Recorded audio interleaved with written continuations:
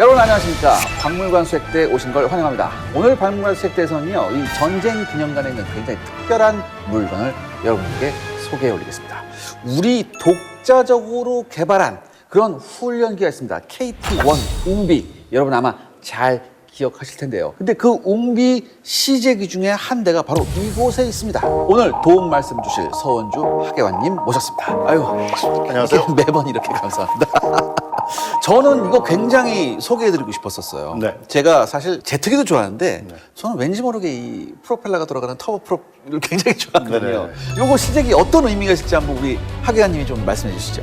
보시는 시제기는 KT-1 시제기 제2호입니다. 2호군요. 2호입니다. 1호기는 개발 과정에서 파손됐기 때문에 네, 현존하는 KT-1 중에서 가장 오래된 그런 비행기라고 보시면 되겠습니다. 아, 그렇군요.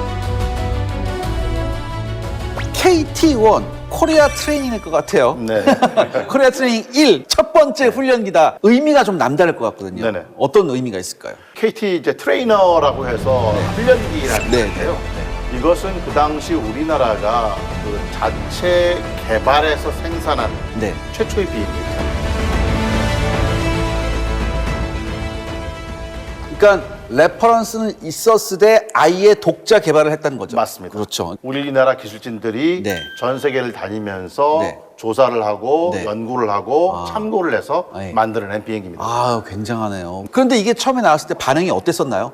야, 지금 이 시대에 무슨 터보 프로기야 이런 얘기도 사실 있었거든요. 네네. 예. 이것이 기본 훈련기이기 때문에 사실 네. 프로펠러기라는 것 자체가 크게 문제가 되지 않는다고 생각을 하고요. 네. 다만 그 당시에 문제가 됐던 것은 이제 우리나라 공군에서는 좀 높은 성능을 요구했기 때문에 예. 아직까지 한 번도 비행기를 개발해보지 못한 우리나라가 이렇게 성능을 맞출 수 있겠느냐라는 의구심이 있었기 때문에 예. 그 의구심을 부식시키는 것이 아마 가장 큰 고난이 아니었나 그렇게 생각이 됩니다. 자, 그런데 전 이렇게 생각해요. 이게 훈련기뿐만 아니라 이런 터보 프로비 여러분 그거 아십니까? 실전에서도 굉장히 많이 써요. 사실 우리 KT-1이 이제 수출 시장에 나가면 네네. 가장 많이 맛보는 게 브라질이에요. 사실 슈퍼 투카노라고 있어요. 네. 근데 그 슈퍼 투카노 같은 경우에는 실전에서 쓰거든요. 네네. 이게 코인기라고 해가지고 정글지대에서 게릴라 잡을 때 굉장히 많이 써요. 또 우리도 그런 거 좀 쓰자. 우리 것도 좀 안 될까? 막 그런 생각 많이 해봤거든요. 어떨까요? 네. 지금 이것이 KT 트레이너 훈련기로 쓰고 있지만 네. 일부 성능을 개조해서 네. KA 공격기로도 쓰고 있기 때문에 네. 실제로 우리나라도 실전에 사용하고 있습니다. 네, 그렇죠. 밑에 이제 기관포 팩도 달고 네네. 로켓탄도 달고 네네. 뭐 여러 가지 이제 기능이 있을 것 같아요. 그래서 제가 여기서 원래 우리 방송은 이제 대본에 충실한 건데 제가 그래서 대본에 없는 얘기 한번 여쭤보려고. 아, 예. 이게 보니까 이게 최고 속도가 600km 이상 나오는 것 같아요. 네네. 한 650km에서 왔다 갔다 하는 것 같은데 굉장히 고성능이거든요. 네네. 이거 만약에 네. 기관포 팩 달고 2차 대전으로 타임슬립을 해서 갔습니다. 네네. 어떻습니까, 그럼? 당시에 이 주축국이었던 일본, 이탈리아, 독일 전투기들을 바를 수 있을까요? 굉장히 이제 가정에 네. 입각한 말씀인데 이런 게 재밌어요, 예. 사실. 2차 대전 당시에 잘 아시겠지만 네. 사용됐던 것 중에서 이제 네. 머스탱, 네, 머스탱. 무스탕기 같은 네. 거랑 비교한다면 솔직히 좀 무리가 아닐까 생각되지만 네. 뭐 미군은 아군이었기 때문에 네. 제로기 정도랑 상대한다고 그렇죠. 한다면 네. 충분히 승산이 있다라고 생각이 됩니다. 일단은 속도가 한 100km 나요. 예, 네. 얘가 네네네. 저기보다. 자, 그렇다면 이게 시제기니까요. 네네. 분명히 이제 양산기하고는 좀 차이가 있을 것 같거든요. 네, 맞습니다. 좀 몇 가지 포인트가 있을 것 같은데 네네. 그거 좀 설명을 좀 해주시죠. 제일 중요한 것이 이제 네. 이게 2호기라고 말씀드렸는데 네. 2호기까지는 이 안에 들어있는 엔진이 500마력이기 때문에 프로펠러가 3개밖에 없습니다. 아, 삼엽기. 삼엽기입니다. 예. 그런데 3호기부터는 엔진이 950마력으로 올라갑니다. 그러면서 프로펠러도 사엽기로 바뀌고 4개짜리. 예, 4개짜리죠. 그다음에 또 어떤 차이가 있을까요? 그 다음에 보시면 뒤쪽으로 오셔야 되는데요. 뒤쪽으로 한번 예. 가보겠습니다. 지금 이것이 시제기 2호라고 말씀드렸기 네, 때문에 네. 이 당시의 관심 사항은 이 비행기가 안전하게 날 수 있느냐 없느냐가 그렇죠. 가장 큰 사항이었지 그렇죠. 않습니까? 그렇죠. 그래서 부가적인 기능은 많이 생략이 되어 있는데 네. 밑에 보시면은 좀 돌출된 부분이 2가지가 있습니다. 안테나로 보이는. 예, 안테나입니다. 안테나 그러니까 맞군요. 통신 안테나인데 네. 이 2가지가 시제기 1, 2호기에는 이렇게 앞에 붙어 있었고요. 네네. 뒤로 갈수록 이제 장비가 추가가 되면서 나중에 양산기에 보시면 IFF, 피아 식별 장치라든가 네네네. 전술 항법 장치 그런 것들이 붙어서 요즘 운영하거나 아니면 양산기를 보시면 뒤에 작은 돌출기가 더 나와 있는 걸 보실 수 있습니다. 아, 그렇군요. 네네.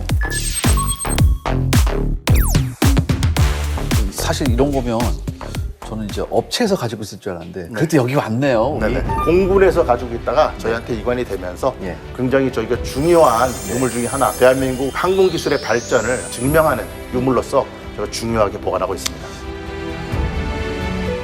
제가 요거를 보면서 네. 굉장히 중요한 걸 하나 발견했습니다. 예. 저기에 요거를 개발하셨던 분들의 이름이 명패가 맞습니다. 있더라고요. 명패도 그 명패 있습니다. 한번 보겠습니다. 예, 보러 가시죠. 예. 예, 여러분들 이게 보이십니까? 여기 보시면 이 명판이 지금 있습니다. KT-1 기본훈련기 연구개발자 이래서 총 194명.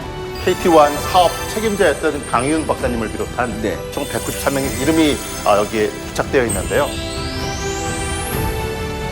이 당시에 우리나라가 아무런 경험이 없이 이런 비행기를 만들어냈다는 거, 네. 무에서 유를 창조했다고 네. 말씀드릴 수 있는데, 이분들이 정말 본인들이 가진 모든 역량을 동원하고 모든 시간적인 물리적인 것을 동원해서 만들었기 때문에 네. 이분들의 이름을 여기 보관을 해서 앞으로 몇 년 후가 되더라도 우리나라 항공기술의 역사가 어디서 시작됐는지 증명할 수 있는 하나의 어떤 유물로서 이것이 중요한 가치가 된 것 같습니다. 전 이렇게 생각해요. 우리나라는 더 많은 과학자와 더 많은 엔지니어가 필요한 나라입니다. 그런 나라에서 이런 분들의 노고, 우린 진짜 엎드려 절해야 될 정도로 굉장히 감사하게 생각해야 된다. 전 개인적으로 그렇게 생각합니다. 네. 이분들이 개발하실 때 당시에 일화를 한번 소개를 네, 드리자면 이제 해외 출장을 좀 다니셨어요. 네. 외국 항공회사를 다니시면서 네. 저 노하우도 물어보고 이제 그렇게 출장을 다니셨는데 워낙 꼼꼼히 네. 노트에다가 다 적고 하니까 나중에는 이제 그쪽 외국 회사에서 필기도구 지창 금지라고 해서 눈으로만 봐야 되는데 네. 그때 어떤 한 분이 마침 그때 가지고 있던 담배를 이용해서 몇 가치인지 길이를 측정하고 또 구멍 같은 데 넣어봐가지고 네. 직경도 측정하고 해서 담배를 이용해서 측정했다는 그런 일화도 있습니다. 이거 뭐 맥가이버인가요? 아, 굉장하네요. 근데 여기서 이제 카더라가 이제 나옵니다. 네네. 이 날개 이제 무게 측정 같은 거 하고 막 그럴 때 네네. 사람이 올라갔다는 얘기가 있어요. 네네. 진짜 뭐예요? 그 증명 사진이 남아 있는데, 그 증명 사진이 남아 있는데. 아, 사진이 있어요? 네. 이거 카더라가 아닌데 사진이 있으면? 네. 이제 비행기를 개발하면서 네. 날개 각 부위에 걸리는 분산 하중을 측정해야 되는데 네네네. 그 측정할 수 있는 기구가 마땅치 않았다 보니까 사람이 직접 올라가서 얼마나 무게가 걸리는지를 측정했던 그런 일화가 있습니다. 보통 그런 거 하려면 10kg짜리 모래 주머니가 몇 개나 올라가는지 한번 보자 이렇게 예. 하지 않나요? 그런 얘기가 나왔었다 하더라고요. 예. 그런데 이제 모래주머니를 그래서 5kg짜리를 네. 사람 50kg라면 10개를 올려야 되지 않습니까? 네. 그래서 그거를 밤새 하느니 네. 사람이 올라가는 게 빠르다. 그래서 사람이 올라갔다는 그런 설이 있습니다. 굉장히 합리적입니다. 지금은 뭐 그 최첨단 측정 장비가 맞습니다. 있겠죠. 예. 여러분들이 옛날 얘기고요. 그런 데서부터 시작하는 겁니다. 그렇기 때문에 오늘날 우리가 KF-21 나오고 그럴 수 있었다는 거거든요. 저는 이런 얘기 들었어요. KF-21이 나온다고 했었을 때 외국에서 다 비웃었대요. 예. 너네 할 수 야, 뭐 말 같지도 않은 소리를 하고 있냐? 네네. 라고 했는데 시잭이 나와서 처음 날르는 거 보고서 왜 해외 왜 항공 잡지가 굉장히 많잖아요. 네네. 대서특필이 됐답니다. 예. 거기서 작년만 해도 믿을 수 없었는데 나르는 거 보니까 얘네가 만든 게 장난이 아니다. 그런 얘기가 나올 정도였어요. 그 시작이 여러분들 바로 이 KT-1 웅비부터 시작됩니다. 맞습니다. 자, 그리고요. 이게 프로 훈련기 보면 좌석이 사이드 바이 사이드식이거든요. 있죠. 그러니까, 예. 그러니까 나란히 앉는 나란히 거. 앉는 거죠. 근데 얘는 마치 전투기 같이 탱덤식이란 말이에요. 맞습니다. 이게 그렇게 된 이유가 있을까요? 처음에 이거 설계할 때 그 엔지니어들이 고민을 한 걸로 알고 있어요. 네네. 그래서 사이드 바이 사이드의 장점이라고 한다면 네. 교관이 옆에 앉아서 네. 또 훈련 조종사의 모든 것을 지켜보면서 네. 교육이 가능하다라는 네. 장점이 있는데 또한 이 훈련성 입장에서 심리적으로 굉장히 안정되겠죠. 네.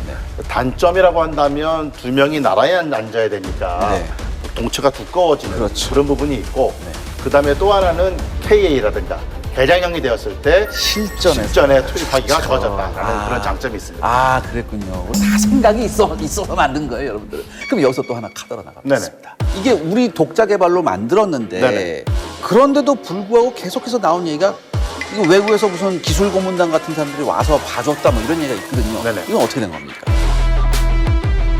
개발과 제작은 100% 우리나라 기술진이 한 게 맞고요. 네, 네. 다만 91년도 12월에 네. 초도 비행을 했는데 네. 이제 그동안은 지상에서 실험을 한 거고 그렇죠. 이제 초도 비행은 날아야 되지 않습니까? 네, 네. 그 전에 9월과 11월에 외국에서 엔지니어들이 와서 이게 설계도대로 만들어졌는지 나는데 문제는 없는지 점검을 해준 적은 있습니다. 아. 하지만 그것은 점검을 받은 것이고 네. 설계 및 제작은 100% 국내 기술진이 한 게 맞습니다. 그러니까 요걸 좀 여러분들 구분해서 생각을 하셔야 합니다. 네, 항공 불모지였던 우리나라에서 이 훈련기, 이 KT-1 웅비를 우리 손으로 독자 개발을 했습니다. 이 독자 개발한 항공기가 심지어 수출까지 되고 있어요.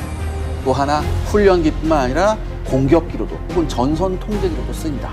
이런 비행기 찾기 굉장히 힘듭니다. 그것도 독자 개발했다는 거 아무의 도움을 받지도 않고 맞습니다. 이 KT-1이 있었기에 우리가 KF-21이 있었고요. 아직까지 이 KT-1은 여전히 현역으로서 훌륭한 역할을 해주고 있습니다. 그러니까 여러분 이렇게 좀 의미 있는 항공기 이 전쟁기념관 3층에 있습니다. 3층에 여러분 보시면 요것뿐만 아니라 여러 가지가 많이 있는데 3층에 꼭 오셔서 사진 좀 찍으시고 야, 나 오늘 그 박물관세 때 보고 여기 와서 KT 한번 딱 인증 한번 올려주십시오. 오늘 박물관세 때 수색 완료했습니다.